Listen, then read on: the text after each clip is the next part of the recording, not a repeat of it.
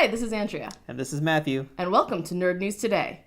And today, we're looking at The Real Ghostbusters Series 10 from Diamond Select. Yay! We got good old Ray Stantz. Ray Stantz, the very over-enthusiastic Ghostbuster of the team. Yeah! Just like that. Yeah!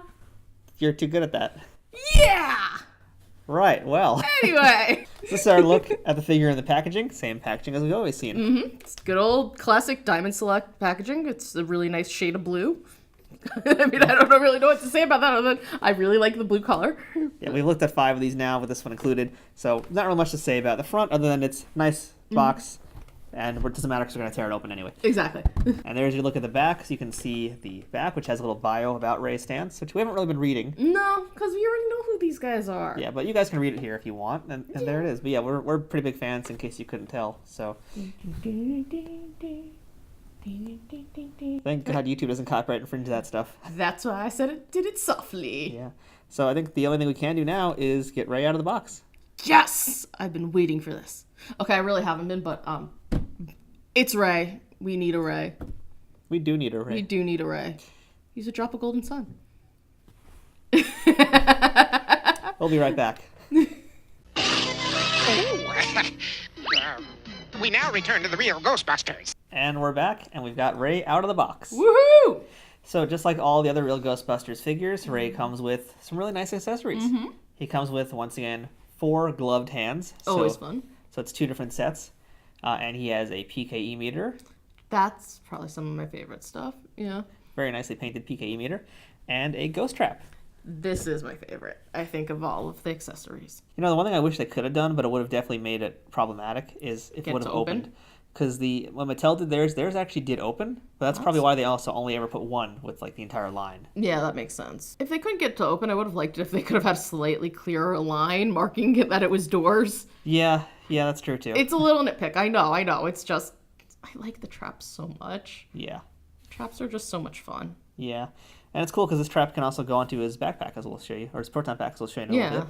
But yeah, here's Ray standing up, and so yeah, it's got basically the same color as the original toy, which is really cool. The one thing we both noticed immediately about Ray, though, was his head. Oh my god, he's got such a tiny head! It looks better out of box to me, but it still looks a little small. It's only a little bit better. Yeah, it's like a little bit better, but it's still just, it's like, because they tried to make him, that's the thing about Ray, is like, especially in the toy line, he was a little more squat. I think he was the shortest figure, and he was more squat. And because they're just recycling the same bodies again and again, it doesn't work the same way. No, I see this in other figures where they give it a small head and the body's too big and it just looks off. Yeah. I mean, it's cute. I like the expression on his face. It feels very Ray, but the small head is not... I'm not digging the small head. No, they could have just made it like a little bit bigger, would have solved the problem. Yeah. Yeah. A little better proportioned. But here he is. You can see him holding the PKE meter, which is cool. And we'll show you guys the back of the Proton Pack, because that's very important. Always the best part. So the Proton Pack is still one of the highlights of this toy. The detail it's got on it, the paint job on it. It's really nice. Very cartoon accurate. Like, that was one of the best things about these toys, really. Mm-hmm. I do want to point out that there is a smudge on his butt. And, it looks like he pooped himself a little bit. Well, it's Ray Stantz, he's... Exactly. So, I mean, no, overall, I do think it's important that we mention that the paint job is pretty solid. There are a few spots here and there. The thing on his butt is really the most noticeable one. But otherwise, it's really good. I mean, Diamond is very good at their paint jobs for the most part. Yeah. Looking at the Proton Gun, one thing that is a little frustrating when dealing with these products, the Proton Gun constantly seems to be a little bent. It's a softer plastic, and so it almost always gets bent. That is definitely a disappointment.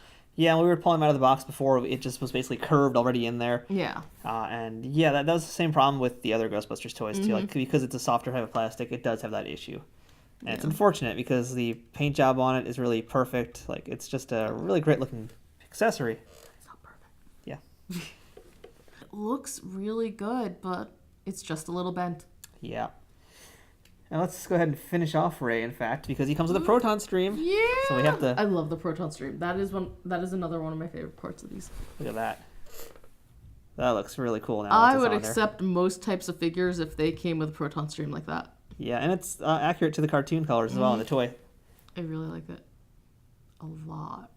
So overall, I mean, it's a pretty clean paint job, top to bottom. Few smudges here and there. That's just user mileage may vary. Yeah.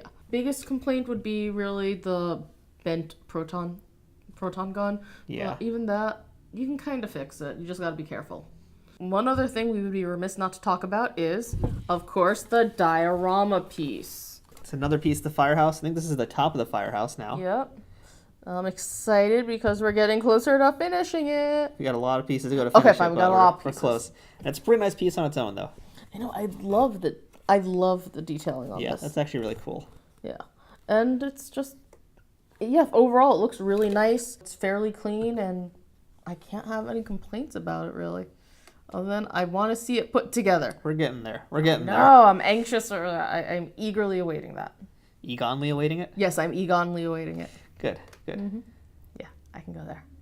So why don't we show these people who are watching right now, all 100,000 of you, how we attach the stuff to the Proton Pack. That's kind of an important thing. Yes. Since everything more or less does actually attach to the pack. Which I think is fantastic. Yeah, so you actually can, it's not really meant for it, but you can put the PKE meter right there if you want, which is kind of fun. I think with the original Proton Pack toy that you could wear as a kid, you could actually do that with the... Oh, cool. I didn't know that. There was like a little attachment, actually. I think it was like right around here where you could slide it in. So you could basically always have it, not lose it. But alternatively, you can also just go ahead and put your Proton Gun in there too. Yeah, you can put his gun in there as well. So there's the Proton Wand. And finally, you can wrap your trap up that way. Yeah. And check it out. The trap is now attached. Yeah, so you got yourself a full Ghostbusting kit. You're all kitted out for Battle Royale Ghostbusters. Yeah, that's right. You gotta be prepared. And it does look really cool like this too. Yeah, it does. Well, except for the part where this part's sticking out. Except That part's not as cool, but yeah. Yeah, the dangly bit might not be the best, but overall, very cool. Well, I mean, can you imagine you're like out on the street and this is sticking out, all of a sudden you get an angry New Yorker walks past you, hits the thing, and it opens. Yeah, that's something that would happen. Actually, I would love to see that happen. I could see that happening. I could totally see that happening. So that's our look at Ray Stantz from Series 10 of Diamond Select's Real Ghostbusters. Another winner. A few problems here and there, but overall, I'd say a pretty darn good winner. I'd say it was Ray-tastic. Yes. And one thing I would mention is, I ordered these online just because it's been hard to find them. But I personally recommend with Diamond Select toys in particular that you go out to your local comic store and buy them there. Yeah. So this way you can kind of vet them better. And you can see what you're getting before you order them online. Because once you order them, you can always return it. It's not the same. Yeah, it's not the same. I think it's just personally better to take a look at them in the store, make sure you're getting a good one. Because we've seen a few of these in local comic stores that we had to pass on, sadly. Mm-hmm. And, if you wanted to save yourself some time, I mean, if you're in a pinch, order them online, but make sure you can at least return them, just in case it's an issue. Well, I think that's the best way to put it up. Just be careful with it. So that's our look at Ray Stantz. I'm Matthew. I'm Andrea. And next time we're going to come and look at the final figure in the final line of Diamond Select's Real Ghostbusters. Ooh, I'm excited. Yeah. So we'll see you guys next time for that figure. Bye-bye. Bye.